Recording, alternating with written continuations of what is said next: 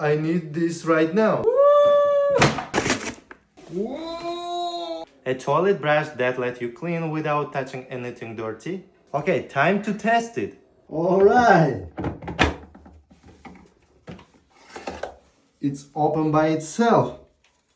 I take the sponge and try to scrubbing the toilet.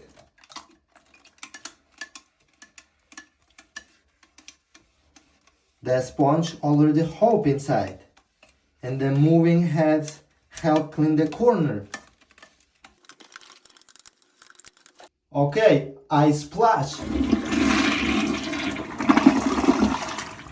Look, throw the sponge away and place it back. It's closed by its own. It's very simple to use. Okay guys, this brush has two more colored sponges and I never have to clean a dirty toilet brush again, and this is real good product.